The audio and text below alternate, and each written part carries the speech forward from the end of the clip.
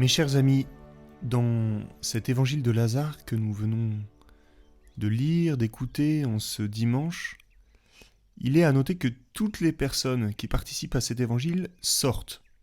Il y a Jésus et les apôtres qui quittent la Transjordanie pour la Judée, les Juifs sortent de Jérusalem pour aller consoler la famille de Marthe et Marie, Marthe elle-même sort du village pour aller à la rencontre de Jésus, Marie sort de sa maison où elle pleurait, et enfin Lazare sort de son tombeau.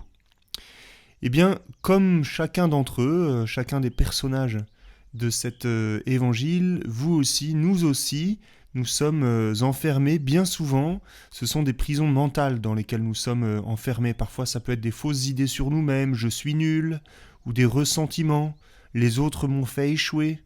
Ça peut être des mauvaises habitudes, ça peut être une rébellion contre Dieu, ou je ne sais quelle autre forme d'enfermement. Il n'y a qu'à penser à la difficulté qu'on peut avoir pour sortir le soir, pour aller dîner alors que c'est prévu, ou faire ses courses, ou même pour sortir pour participer à la messe. Ouais, c'est assez dur de s'arrêter de regarder des vidéos, de scroller sur Internet pour se rendre à telle ou telle activité. Et parfois on se rend compte qu'en fait la télé est bien plus efficace que des barbelés et que c'est difficile pour nous de sortir de notre confort, de sortir de notre nid douillet, de sortir de chez nous, de notre journée programmée, pour aller à la rencontre des autres. Donc voilà, pensez à la difficulté, ne serait-ce que d'aller pour vous, peut-être aujourd'hui, parler à quelqu'un que vous ne connaissez pas, ce serait difficile de sortir de chez vous. Eh bien, toutes ces prisons dans lesquelles nous sommes font que beaucoup d'entre vous qui m'écoutez, vous vous sentez très seul. Et je vous propose, pour que cette homélie enseignement soit plus concret, de penser à l'une des prisons qui fait partie de votre vie. Et la bonne nouvelle, c'est que avec la façon dont Jésus fait sortir Lazare de son tombeau, eh bien Jésus annonce aussi que vous qui l'aimez comme ses amis, il peut vous faire sortir, chacun d'entre vous, de vos prisons mentales, de vos morts, de vos ténèbres, et que rien n'est irrémédiable, puisque Lazare est sorti du tombeau. Voilà 3 étapes peut-être par lesquelles Jésus voudrait vous faire sortir de chacune de vos prisons. La première étape du texte, c'est que votre nom soit présenté à Jésus. C'est-à-dire que vous voyez la place du messager de Marthe et Marie qui vont chercher Jésus et qui lui disent « Celui que tu aimes est malade ». Et puis après, il lui dit « Seigneur, viens et vois ». Voilà, tout ce que nous faisons dans la prière de l'Église, c'est aussi de présenter tous les noms des personnes qui sont emprisonnées à Dieu. Et de demander à Dieu de venir les visiter et de venir les libérer de l'état où ils sont. Voilà. Eux qui sont tellement aimés de Dieu. Eh bien, je vous encourage à présenter vos noms les uns les autres dans cette grande prière d'intercession, à présenter vos noms à Jésus parce que Jésus les aime.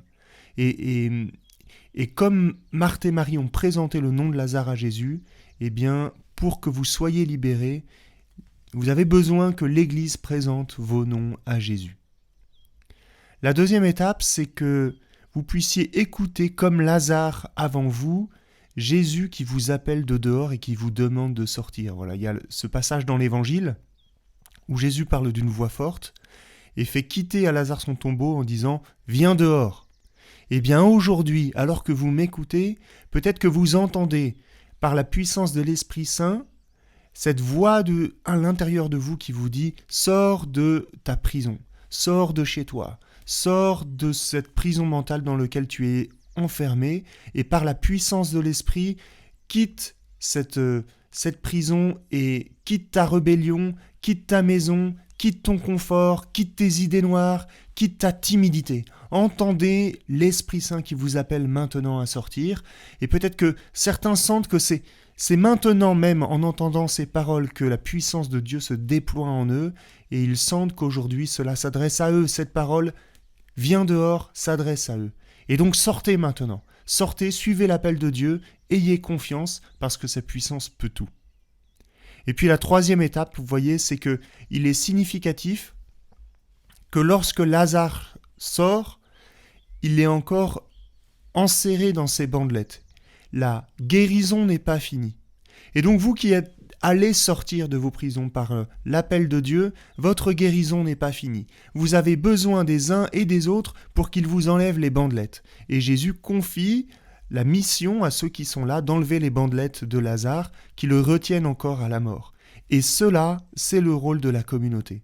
Et donc vous qui voulez sortir de vos prisons, vous avez besoin de la communauté chrétienne. Vous avez besoin de l'Église. Vous avez besoin des autres chrétiens parce que ce sont eux qui ont reçu l'invitation de la part de Jésus, dans le texte d'évangile que nous avons entendu, d'enlever les bandelettes de ceux qui sortent des prisons. Prenez soin des autres, faites partie d'un petit groupe dans votre paroisse, allez à l'église, fréquentez, parlez aux autres pour que chacun puisse enlever, grâce à Dieu, les liens qui nous relient encore les uns les autres à nos prisons duquel nous voulons sortir et, in fine, qui nous relient encore à cette culture de mort. Eh bien voilà, vous avez compris en conclusion que les 3 étapes que Jésus vous propose pour faire son œuvre de salut dans votre vie, c'est que vos noms soient présentés à Jésus par vos voisins, par vos amis. C'est ensuite que vous puissiez écouter l'Esprit qui vous demande de sortir de vos nids, de vos foyers, de vos prisons mentales. Et enfin, que vous puissiez vivre dans l'Église, dans la fraternité, dans la communauté, pour faire l'expérience d'être confiés les uns les autres et vous enlever mutuellement les bandelettes. Et c'est ainsi que le Seigneur réalisera son œuvre pour vous, qu'il vous fera sortir de chacune de vos prisons.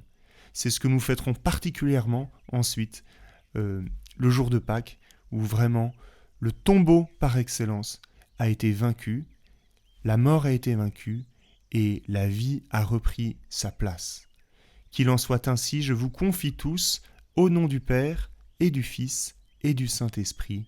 Amen.